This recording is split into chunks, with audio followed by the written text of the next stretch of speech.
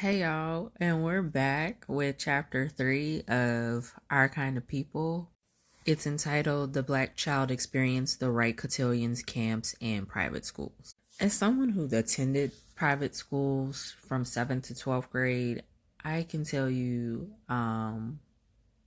this was a different kind of private school experience. I did not experience all of this. We'll get to the part that I experienced, but for some reason, as I get through this book, I become more and more upset. Do y'all get this vibe?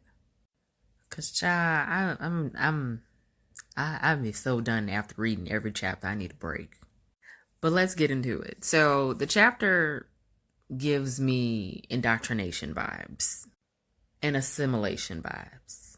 So it kicks off talking about the cotillions. The school that I attended had debutante balls where we would debut as young ladies. I thought it was a cute thing. I thought it was something they considered to be cute for young ladies to come out in these beautiful gowns, dressed up really nice, introduced by their fathers and all that other stuff.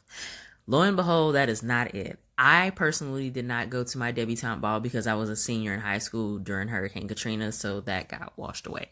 So I never got to experience it. However, looking at this side of debutante balls, I'm glad. Looking back at it, I was a tomboy. I wasn't into makeup and the stiff barrel curl hair. I wasn't ready for it. And looking at all of the things that they have to go through to do these debuts, I'm glad I never did it. Now, if you're a young lady who is trying to go through her debut, that's between you, your mama, and Jesus. Don't take my word for it. This is just my experience. But the author talks about the escorts experience as well. He talks about like how they have to go through weeks of training on how to escort a lady to her debut. Some young man talked about his experience like having been forced to be an escort because his mom or his aunt had two girls that debuted and they owed a favor. I'm just like, what? How you just pimping your kid? But for a debut girl. And if the escort didn't check all the boxes as far as education and stature, that impacted the girl's debut. Like when you really break this down, it sounds quite sick. And of course, you were sponsored by someone who was in a fraternity or a major black organization. Like, I don't get, is this what wealthy people do? I don't know. I'm 100 air. I don't know. Help me understand. Now, these balls were basically about the waltz, the princess flair, the chivalry.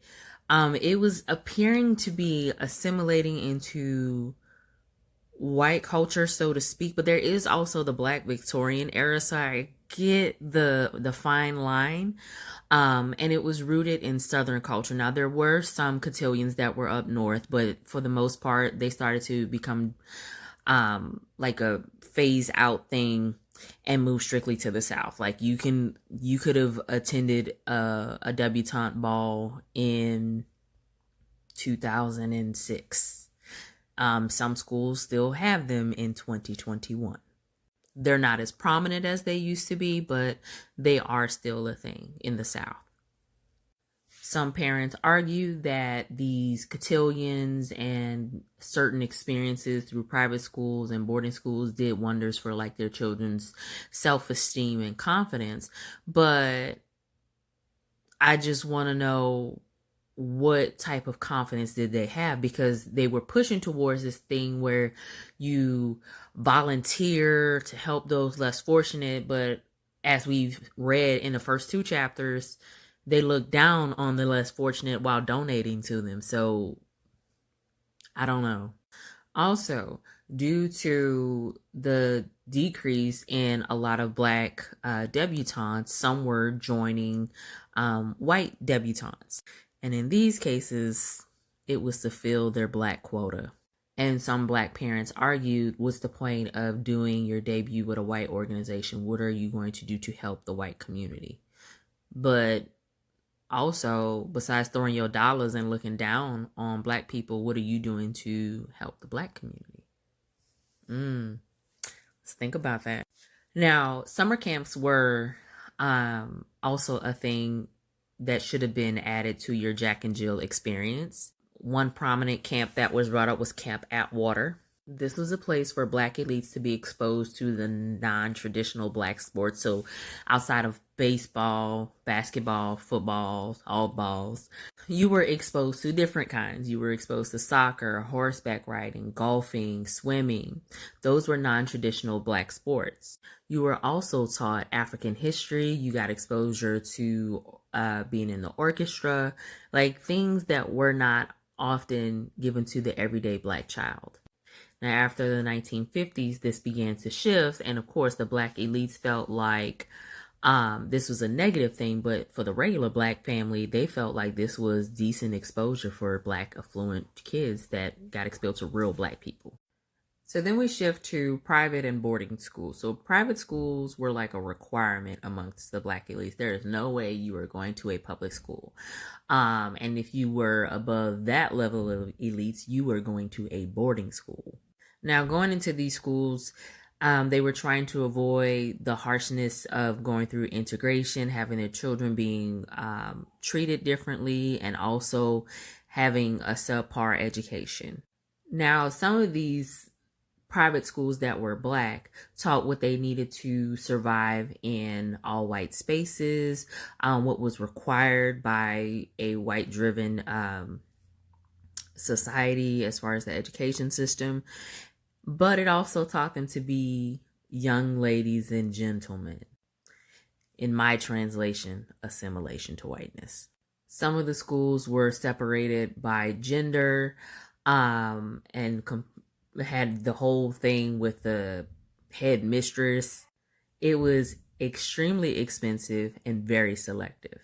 The same could be said about the white schools too.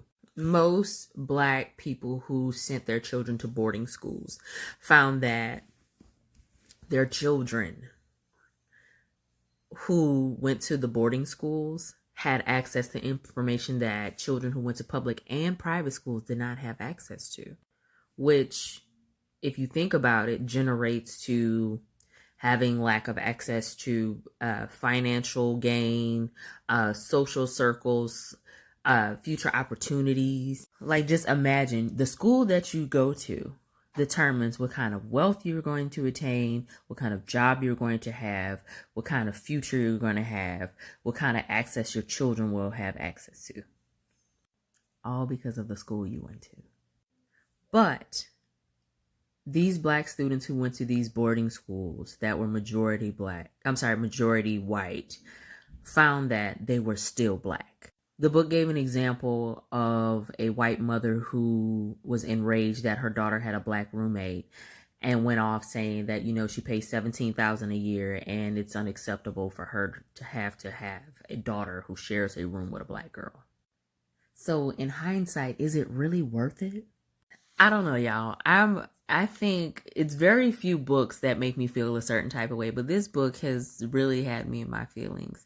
What are your thoughts about the cotillions? Do you think they're necessary for young ladies to be considered young ladies and young men?